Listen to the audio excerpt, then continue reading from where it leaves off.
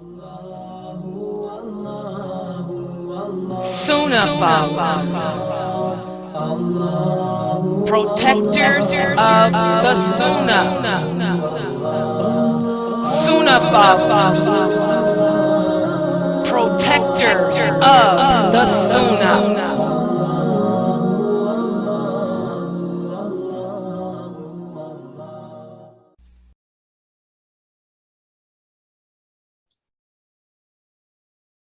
Ina alhamdulillah, wa salat, wa salam ala wa rasulullah. Welcome to another session of Sunnah Followers Hadith class. And this is the class wherein we are studying the Hadiths from the book entitled Live Longer with Less Time. These are all Hadiths of which if we apply and incorporate into our lifestyle, we will in turn live a better life. In other words, we will accumulate enough good deeds, whereas inshallah we'll get through the grave and have a good successful ending. And let's look at the hadith that's up for discussion tonight. And this is hadith number 22 in the book. And this hadith is also dealing with fasting. The Prophet sallallahu alaihi wasallam said, whoever offers food to a fasting person to break their fast with will have a reward like his, without it detracting from the reward of the fasting person. In other words, one of the best things you can do, especially for those people who are unable to fast due to their sicknesses, is to offer food to a person that has fasted. That way you will receive their reward as well. And when we look at this hadith, we can see how Allah has made it possible, for people who don't fast to still be rewarded as if they have. Simply, offering someone to break fast with you, or cooking food, taking it to the mosque to give it to the brothers who don't have wives. And also you see from this hadith that fasting, feeding people who fasted is something that's highly recommended. And this is important because nowadays, the Muslims in general are so weak in their iman. We rather help the kafir rather than help each other, and I'm sorry, feeding a kafir ain't gonna bring you no reward like feeding a fasting Muslim, okay? So this is something we need to consider, those of us who have to break our fast due to sicknesses. Instead of jumping up and down wanting to feed a kafir man who's more than likely pretending to be poor, feed those Muslims that did fast. Cook a pot of soup, cook a pot of spaghetti and take it to the mosque so the brothers can come up there and eat who don't have wives. Cook a pot of soup, cook a pot of spaghetti and take it to that sister who is fasting and working and trying to provide for her family and she has no husband. We need to help each other. This is something, an advantage that the unbelievers will always have over us. They look out for each other. They ain't gonna offer no food to you and walk past their own people. But we're so crazy, we walk past our people and kick them and give it to the kafir. Something to think about. Who would like to share with us how this hadith impacts you? That you can get the reward of a fasting person just by breaking their fast, cooking food for them to break their fast with. Who would like to share? Go ahead. This is a great hadith for us women to ponder because I know a lot of women, when it's like the last 10 days and they are on the menses, they worry about, oh my gosh, why I have my menses? I wish I can fast and all of this. So if you want to have the reward of it, just invite a sisters. There's a lot of sisters that are convert to Islam and they don't have a family.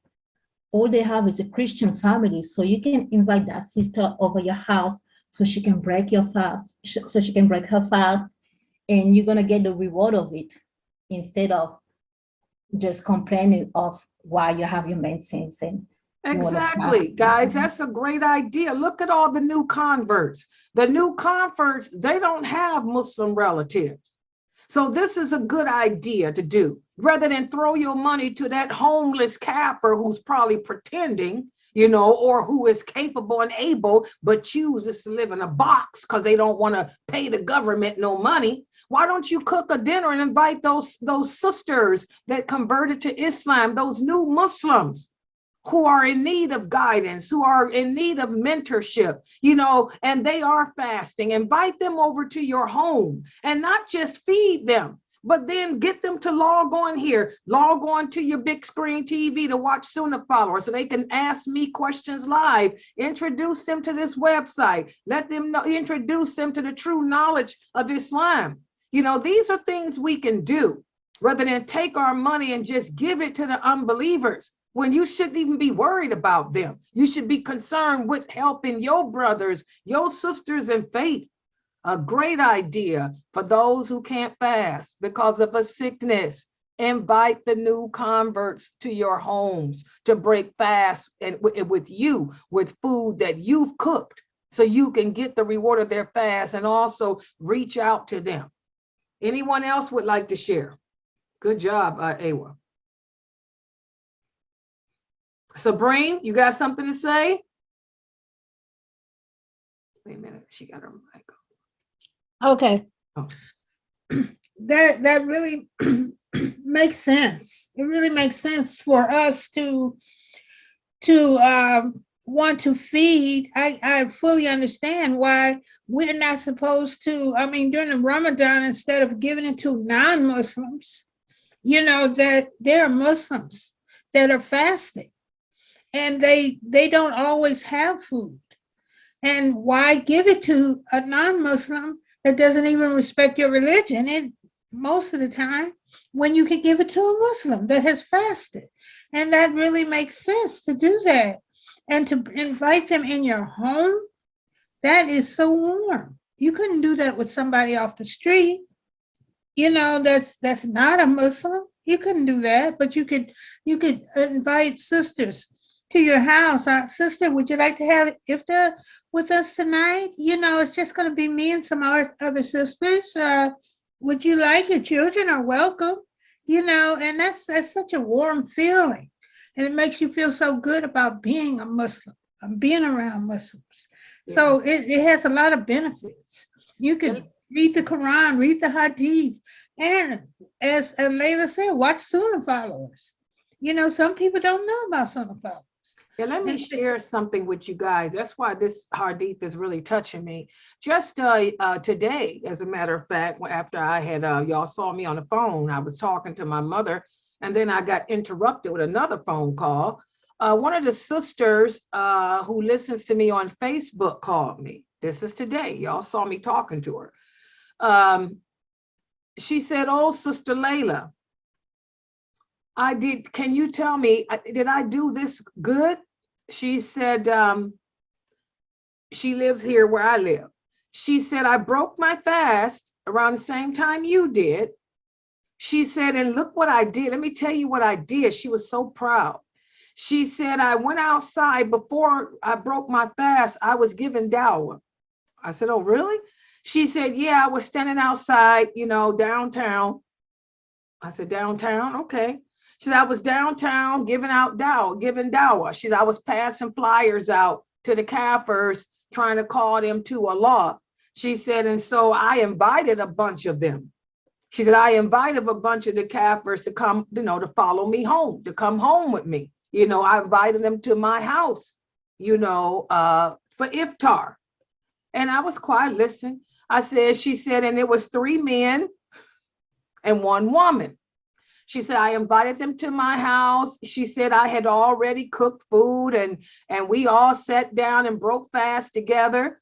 And then she said, I started telling them about Islam, how they have to pray 5 times a day and how you have to cover up." And they were asking her a lot of questions about why is it that women are so oppressed in Islam. And she was trying to answer their questions. And that's what made her call me, because she couldn't really explain to them, why we cover up, why we dress the way we dress, without them thinking that it was oppressive. And then she said, "But anyway, even though I couldn't explain the things to them well, did I get a reward?"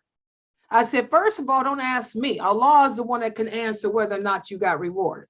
I said, "But I can answer your question this way. Did you behave Islamically?" I'm going to answer you, no. I said, first of all, what were you doing downtown passing out? You know, you're a woman. I said, the streets is no place for a woman. I said, downtown is dangerous. There's criminals down there. There's people pretending to be homeless just so they can rob you, rape you, and follow you home and kill you. I told her, you are a female, and being a female, you have to know your limits. She said, well, I was told that we have to give dower. I said, first of all, what is dower? Dower is not through the tongue. We give dower from our behavior. The way you carry yourself as a Muslim woman, the way you interact with people, the way you interact, the way you live your life, that's dawah. I said, nowhere does Allah say in the Quran, and there is no hadith that says a woman is supposed to go downtown into the streets of downtown and give dawah to people. I said, we don't do that. I said, I am a real daya, and you will never see me downtown talking to people about my religion. I said, I don't even discuss my religion on the job. I told her, so is that the way you should have behaved? No. I said, what you should have done and what you could have done if you wanted to reap the rewards of Ramadan is that food that you wasted on those kafirs who didn't understand a thing you was talking about. Those kafirs who kept trying to make you feel oppressed to the point where you're calling me because you're doubting yourself, you're doubting your religion. I said, rather than wasting your time and effort on a bunch of unbelievers, you have to understand Allah makes Muslims, not you, not me. Allah is the one that changes the heart of man and guides to Islam. I said, what you should have done is cooked your food like you did and called the women in your community, the Muslim women, those women that believe in Allah and who are fasting. And you should have invited them to your home to break fasts with you. You would have gotten the reward of their fast, plus rewards from Allah for strengthening the ties of brotherhood, instead of wasting your time on a bunch of unbelievers, especially men who could have overcome you and raped you. I told her, don't be stupid anymore. You know, we have to stop thinking about kafirs and think about each other. I told her, oh, she said, you're right, you're right. I said, do you know the Muslim women in your community? Yes, yes. I said, why didn't you think? I didn't think of that. I said, so from now on, stay off the streets. I said, first of all, a woman's reward is in the house, not in the street. We get more rewards sitting at home on our computers learning our religion than being out in the mosque learning it. We get more reward giving dawah verbally on the internet than in person. Your home is better for you. Your home is safe for you. I said, our way of life is not oppressive against women. Our way of life is protective of women. But women have to understand that. Women have to learn the deen and practice it correctly and stop trying to blend in and be like the kafir. She said, I didn't think of that. She said, I'm glad I talked to you. I said, yeah, so number one, if you ain't qualified to give dawah, I said, how can you call people with your tongue when you don't even understand why you wear a hijab yourself? That's why the tongue is going to cause you to be in the grave if you are not careful. Dawah is from your actions, your behavior, not your tongue, because not everybody has the gift of knowledge. Not everybody has the gift of speech either. And most people don't have common sense. I said, a single Muslim woman inviting 3 kafir men that she don't even know into her home to break fast with her. I said, that's kind of stupid. But then again, the prophet said we are a simple-minded nation. So again, guys, this is the month of Ramadan. Okay, we have to think. You know, you don't have to reach out to no kafir. You better reach out to yourself, first of all. Save your soul from the hellfire. And then help the Muslims in your community who you know, those sisters. If you are a female, have an iftar for the sisters. Invite just one or two sisters over that you know to break fast with you. Or as Sister Awa said, invite the new shahadas over to break fast with you. You don't reach out to no man, and you don't reach out to no kafir, period. Even if the kafirs fasted, they don't get no reward. Allah says whatever good the kafirs do, it's like smoke. Until they believe in Allah, none of their deeds are accepted. So why would you even think to break bread with a kafir? They're not getting no reward for anything. Nothing. Nothing. We have to think better, and we have to work on this Ramadan, our allegiance. As Muslims, our allegiance is supposed to be to Allah, to the Prophet Muhammad, and then the Muslim believers, not the Kafirs, until we cut those ties. Until you can cut your tie with those unbelievers, you will never be a true believer. Until you put the Muslims before the unbelievers, you're not a believer, guys. That's for you brothers too, because you brothers are out there feeding the homeless Kafirs. How many Muslims in your community are you feeding? That brother at the mosque that has to work 3 jobs to pay his rent and take care of his 10 children and his wives.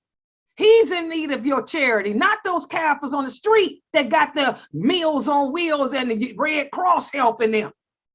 Okay? Those single women in your community who have no husbands and they have to work, raise their children, plus fulfill their obligations to Allah. What are you doing to help them?